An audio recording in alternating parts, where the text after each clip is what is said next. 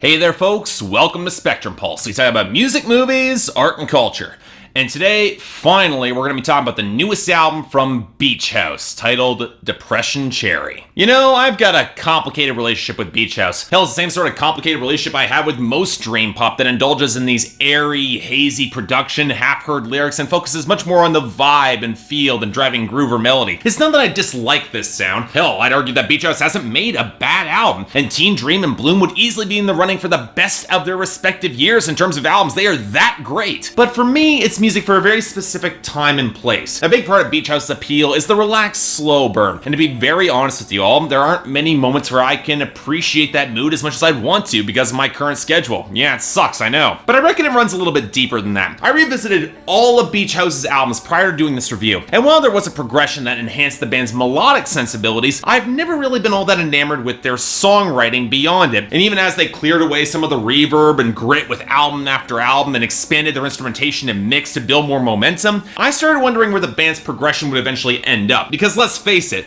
Beach House can cultivate a very sensual, very intimate atmosphere with their material, and even though some of their songs can repeat themselves in lyrics and composition, if you push it a little bit too far without clear creative direction, you can run to the risk of losing what made your duo special in the first place, and that'd be a problem. And some of the mixed reviews that I had seen going into this album had prepared me for the worst, suggesting that this band had returned to some of their quieter roots, but along the way had lost some of the thick but very gentle atmosphere that actually made their music so attractive and enticing. And as someone who has never really fallen completely for Beach House, I wouldn't consider myself a fan. I was genuinely curious how it was all gonna pan out. So, what did we get with Depression Cherry? Well, that's a tricky question, mostly because of the many times I listened to this album. I think I understand what Beach House were trying to pull off, what they were trying to say with this record, and it raises almost no emotions from me whatsoever. Where Bloom took Beach House's sound to heavier, more expansive heights, Depression Cherry steps back into the cleanest and yet most spacey sounds that the duo has ever tried, and yet I can't help but feel that it's a bit of a regression, both sonically and in terms of their writing. I can definitely see why fans would like this, and I do recognize the quality of the composition. There is a baseline here, but I gotta be honest, Depression Cherry did very little for me as a whole. In my opinion, only kind of decent at best. So let's ask the question why. And the best place to start would be the instrumentation and production. Now, Beach House does not do dramatic changes in sound, so tonally, this record doesn't really step out of their comfort zone. Languid with clean, bright, liquid guitars, the brightest they've ever been, fluttering melodies, and keyboards that span weedy organs to shimmering synthesizers, all with the gentle brightness of a single rough edge. Now that last piece is very intentional. According to the duo themselves, they purposefully recorded the album aiming to completely eradicate any high-end crispness, and it definitely shows from the sandy cymbal tones to the heavier electric tones that sizzle but never really spark. Now this does lend the record some cohesion in its sound, but also highlights the major shift in percussion, namely the return to syncopated and very thin drum machine patterns over live drums, which is then only further muffled to provide only the barest trace of groove. Now as expected, this completely flies in the face of any momentum this album might have, but it's not inherently bad. Beach House are always more interested in cultivating mood and atmosphere anyway. The problem is that they've also chosen to peel away much of the film of reverb around the entire mix that pulled all the instrumentation together. There aren't a lot of effects on the instrumentation that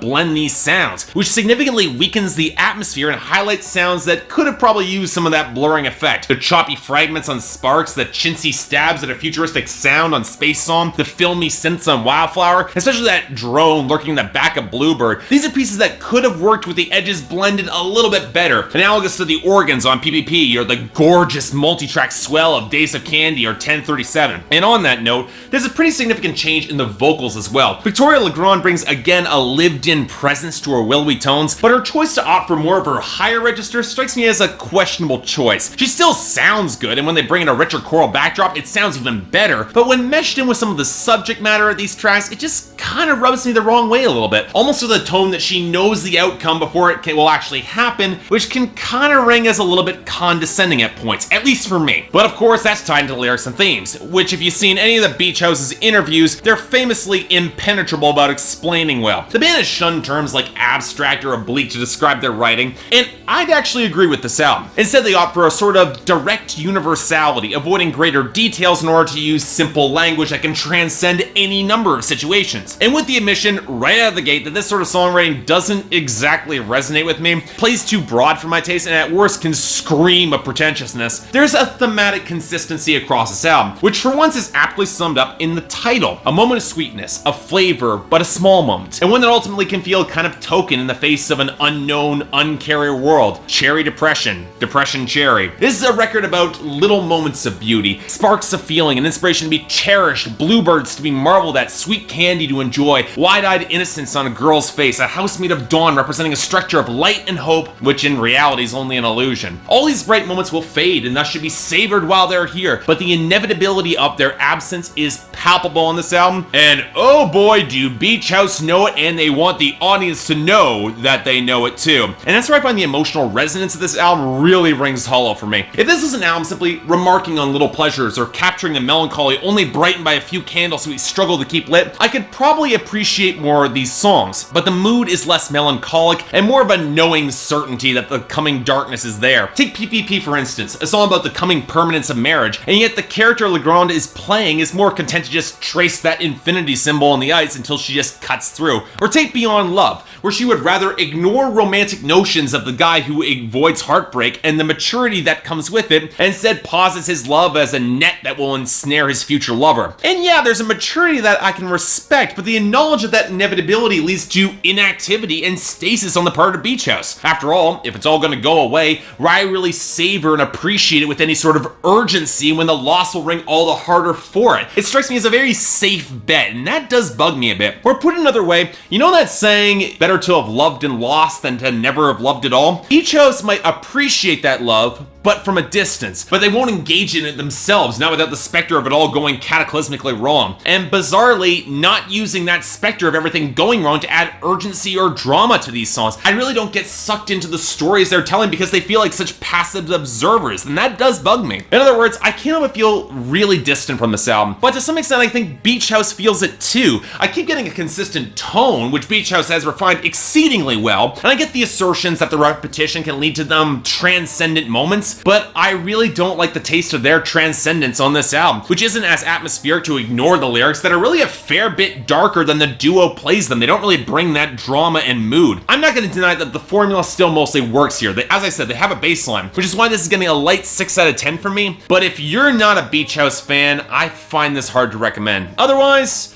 it's worth a listen, but with Teen Dream and Bloom, I have to say it, Beach House has done better. So yeah, thanks a lot for watching. If you'd like to like and subscribe, I'd be more than grateful. Anything else I might be able to do to improve my presentation, or any other albums coming out that you want me to take a look at, I'd be more than happy to give them a listen. Just friendly warning, my schedule is going to be pretty jammed up over the next couple of weeks, so if you're going to recommend them, make sure they're good albums, please.